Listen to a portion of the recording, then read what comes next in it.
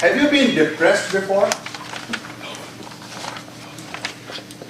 Mr. Toastmaster, fellow Toastmasters, and welcome guests who are coming here for the first time. I know I have been depressed before. When? The day I looked up in the dictionary its meaning.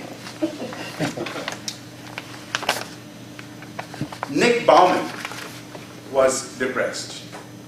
He was sitting on a bench in a garden with his face down in his hands. You see, 5 years ago, he had started a new business and he was so excited.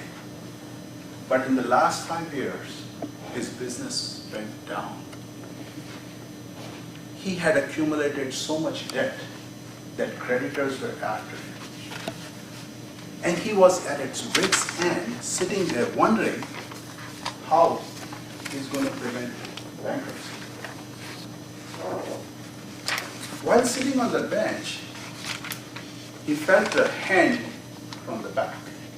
It was kind of a soft hand, like maybe of a beautiful woman.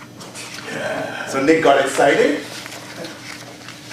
but he realized it was a hand of a frail old man who was slowly murmuring to him, "Young man, you look a bit troubled.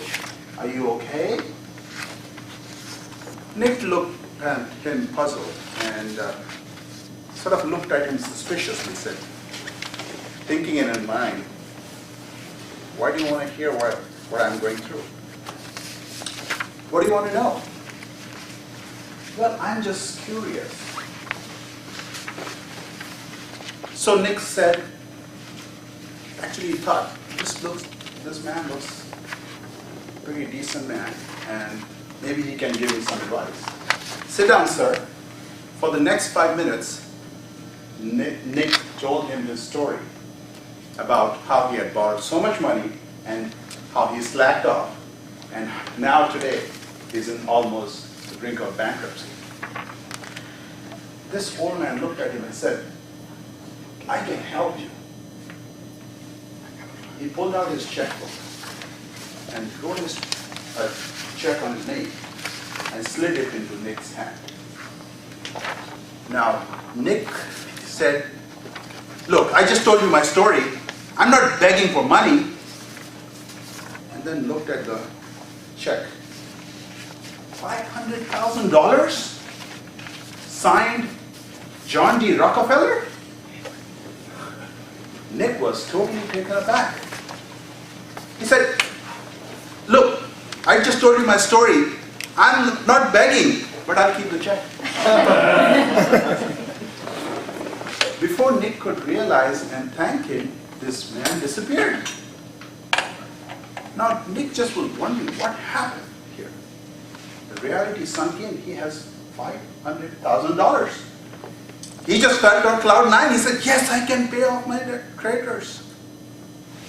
He thought for a while, and then he said, "Last time I borrowed money, I slacked off a bit.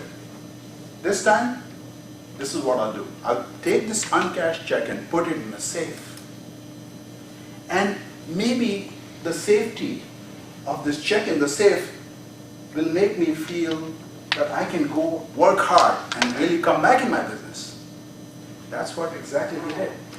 A lot of optimism and enthusiasm. He negotiated with his creditors. He paid off his debts. He figured out a new sales approach that worked for him. And he was back. Within 9 months, he started making money. Then came the day, June 12th, the day to return the money. Nick was excited that day. He wanted to tell John D. Rockefeller his story and how this man had made a big difference in his life. Went back to that garden, sat on the same bench, patiently waiting for this man, until he realized there was the same hand on his shoulder. Nick stood up, shook his hand. "Thank you very much. You know what that check meant to me? My God." The old man looked puzzled at him. And before Nick could tell him the story, a lady came running, grabbed hold of this man, and told Nick, I hope he's not been bothering him. I just caught him. He escapes from the rest house and tells people that he's John D. Rockefeller. Nick was stunned. He just stood there, not realizing this guy fooled him. But then he thought about this. You know, although I got fooled, but I worked so hard. I wheeled and dealed and worked so hard, thinking I have that money. In case I fall, I can go back to it. So fellow Toastmasters, even though an optimism comes to you on a false premise, just like what happened to Nick, it can change your life. That's what happened in Nick's brain chemistry, where the check was fake, but he thought he was safe.